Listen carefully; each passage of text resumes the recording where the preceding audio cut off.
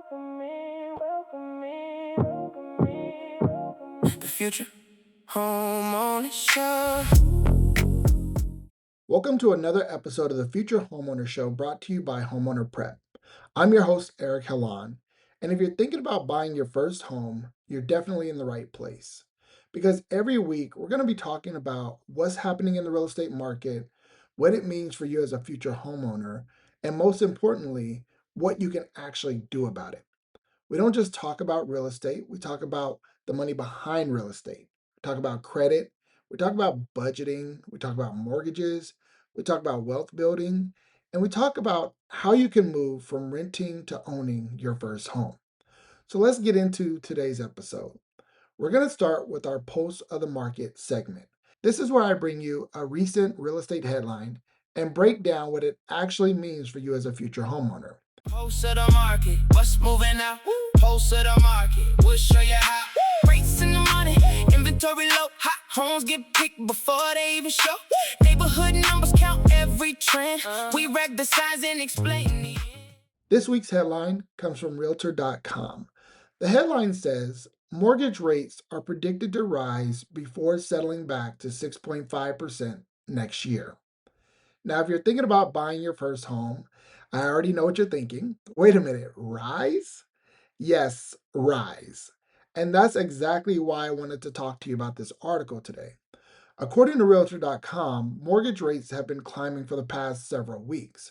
The 30-year fixed rate mortgage reached 6.69% for the week ending on August 6th. That's the highest level that we've seen since July of 2025. And according to the analysis that was cited by Realtor.com from Optimal Blue, they expect mortgage rates to move even higher over the next few months.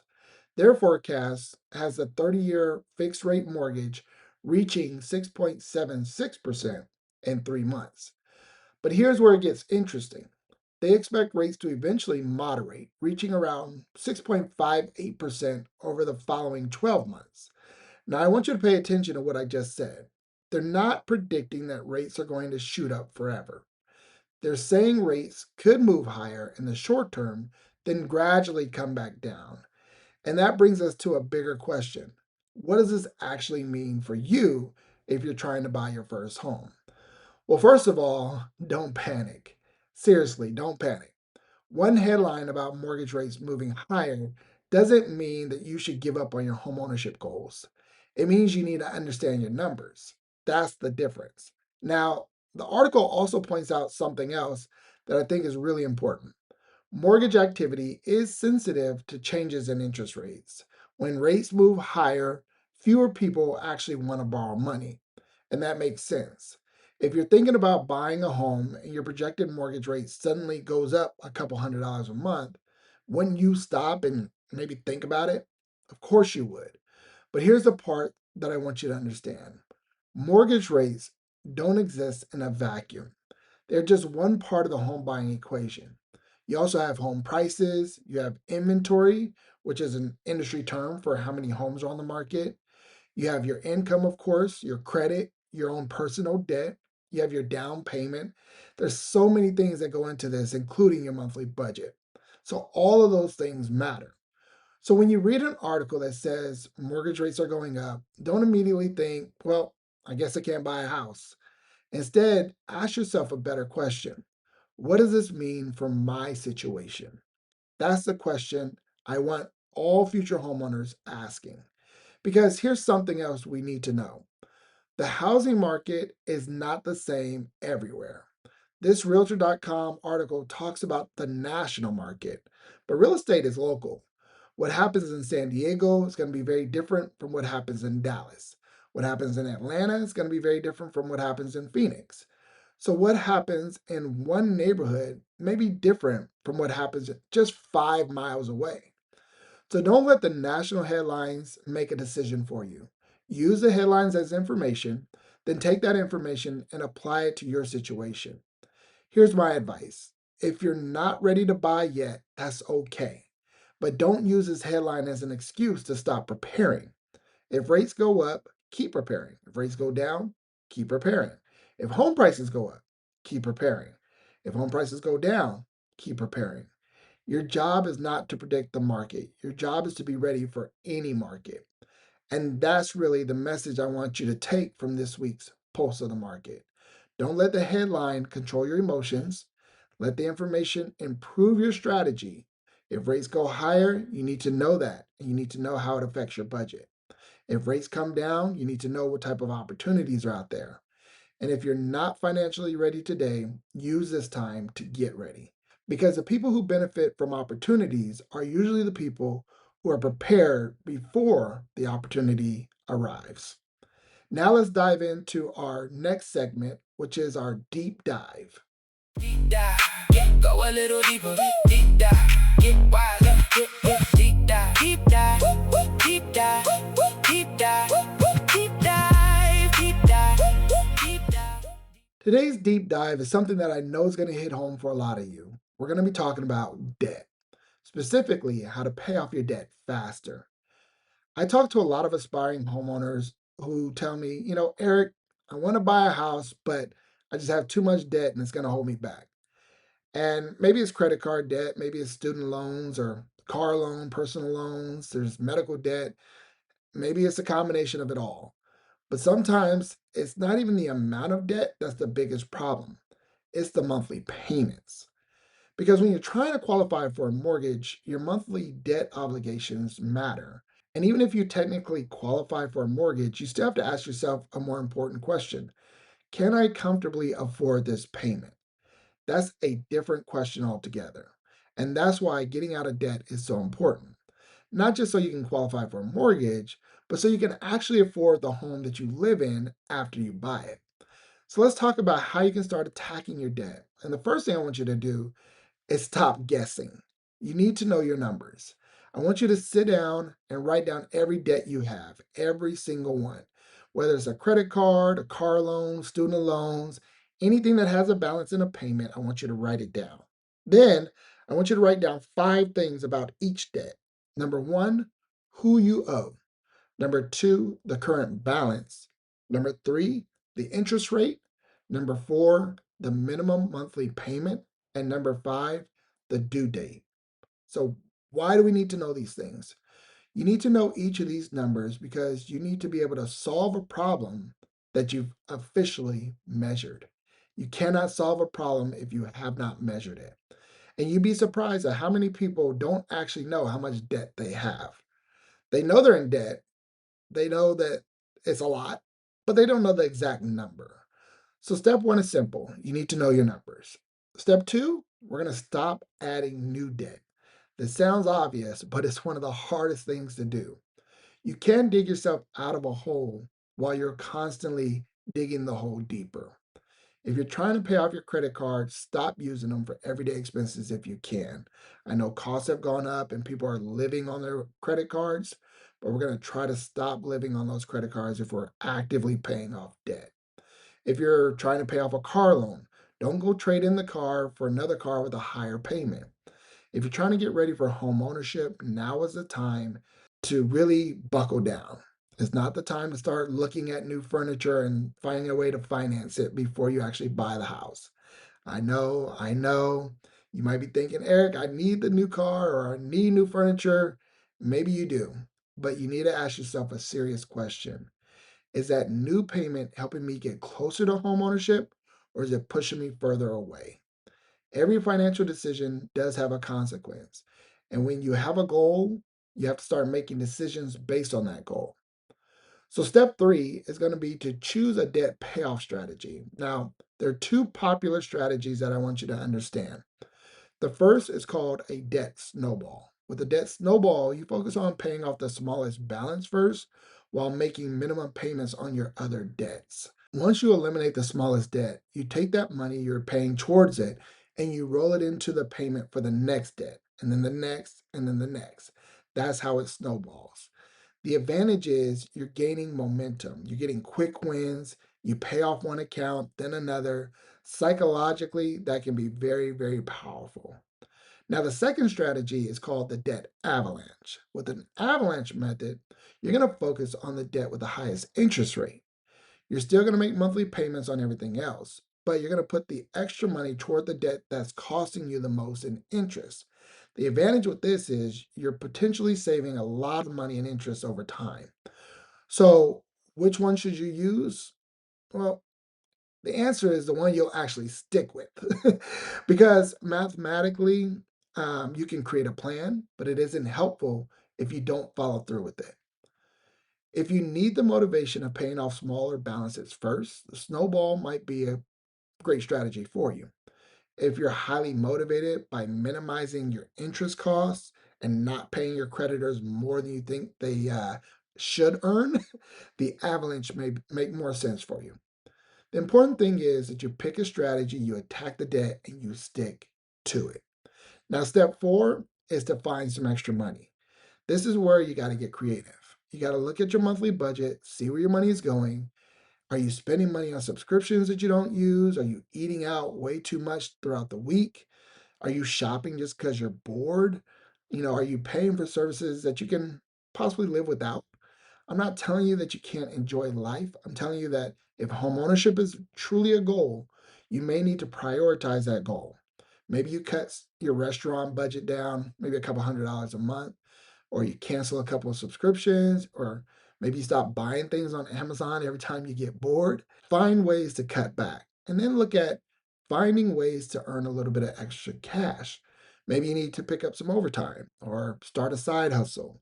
Sell some things that you don't need around the house. All these things are important and don't underestimate small amounts. $200 a month may not sound like a lot, but that's $2,400 a year. $500 a month is $6,000 a year. $1,000 a month, well, you get the picture.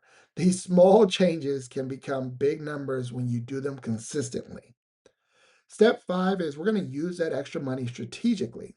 So let's say you get a big tax return or a bonus, that overtime pay comes in. Don't automatically spend it. Ask yourself, can this money help me get closer to homeownership? Maybe you put some of it towards debt, maybe you put some of it in your savings account, or maybe you do both. The point is, you got to have a plan for that money when it arrives. Because if you don't tell your money where to go, your money will tell you where to go. And here's another thing I want you to think about. Don't just focus on your debt, focus on your credit. Your credit history and your credit profile are the things that actually affect your mortgage options and your interest rates. So while you're paying down your debts, make sure you're making your payments on time on everything else that you still owe. Don't max out your credit cards. Don't open a bunch of new accounts. Don't even close old accounts because that can hurt your credit. If you're serious about buying a home, your credit needs attention. You need a strategy. And if you're struggling with debt and you don't know where to start, you don't have to figure it out on your own. That's one of the reasons why Homeowner Prep exists. We want to be able to help future homeowners understand the financial side of the home buying process. And sometimes the best step or the first step isn't getting pre approved for a mortgage. Sometimes it's getting your financial house in order. So maybe that means creating a budget, maybe it means paying off your debts or working on your credit. Maybe it means figuring out how much you actually need to save. That's okay. There's no shame in saying, I'm not ready yet. The problem is when you know you're not ready and you still don't do anything about it. So if debt is holding you back, don't get discouraged. Just get organized, get a plan, start making progress, one payment at a time, one account at a time, one decision at a time, because your debt does not have to determine your future. And it's important to know that you don't have to be totally debt free in order to buy a home. You just want to pay that debt down so you can comfortably afford your new mortgage payment. Now let's move into our third segment, which is our real questions, real answers. No more guessing, no more doubt. Real steps, real answers, that's what we're about. Real questions, real answers. Ask it plain.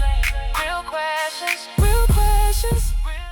Today's question is one that I know a lot of future homeowners are asking right now. And it says, if interest rates keep going down, will home prices eventually come down?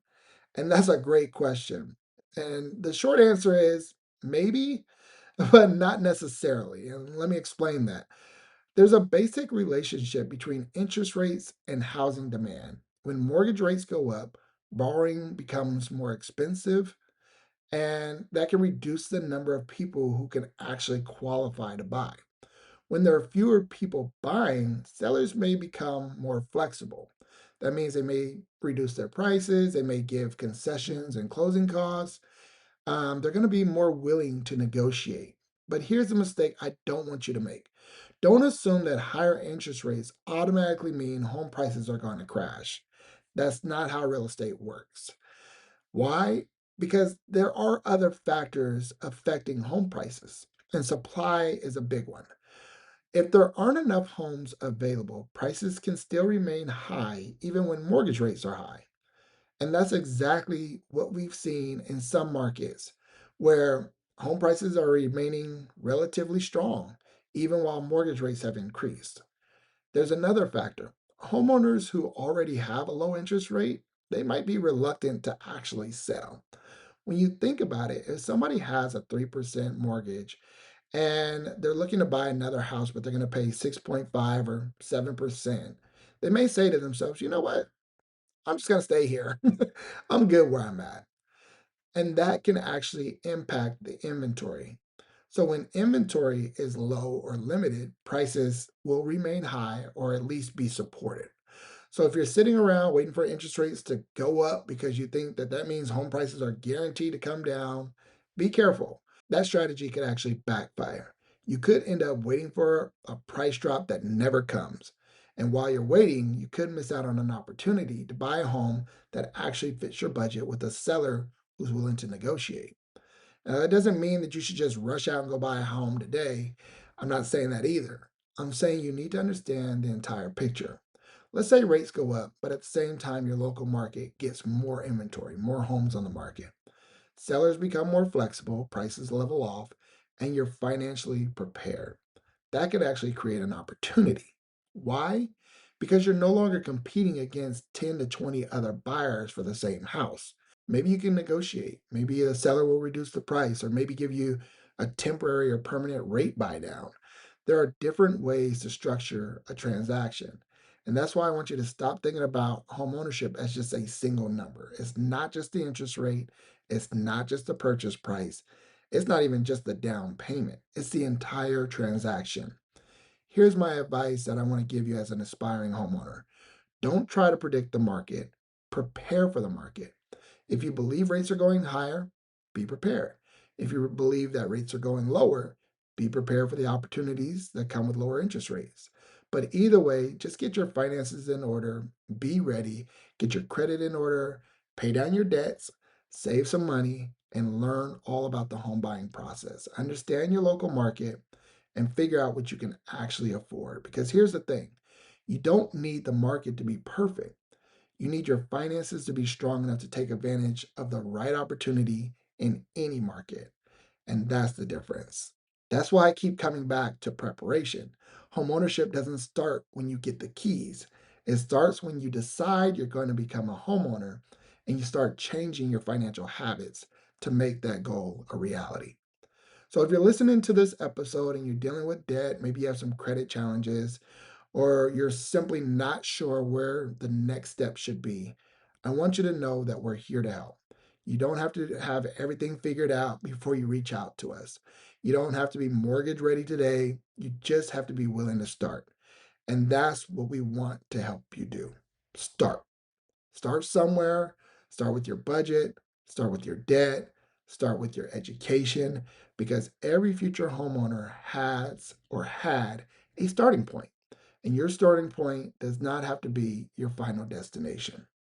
That brings us to the end of today's episode. I hope you got some value from today's conversation. I want you to be able to do one thing for me. Don't just listen, take action. If you're serious about buying a home and becoming a homeowner, visit our website at futurehomeowneracademy.com. That's futurehomeowneracademy.com. You can join the waitlist to join our community. The Future Homeowner Academy is an online community that was created specifically for aspiring first-time homebuyers. You don't have to figure this all out by yourself. You don't have to wait until you're perfect or the perfect market. Just start where you're at, get a plan, and start moving forward. That's all I have for you today. Thank you so much for listening. Keep learning, keep preparing, keep making progress, and be sure to share this with somebody who may be looking to buy their first home. I'm looking forward to the next episode, and until then, be blessed.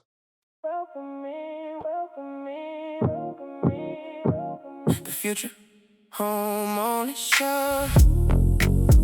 Yeah, we taught that first key glow. Let's go, let's go. Yeah, savings on the table, dreams in the frame. First time buyer, we know your name. Credit down payment, what's in the plan? We make it clear so you understand. Take a breath, we got you one step at a time. No pressure, just truth. Now lean in, hear the voice. Your home starts here with the right choice. The Future Homeowner Show, we break it down. Yeah.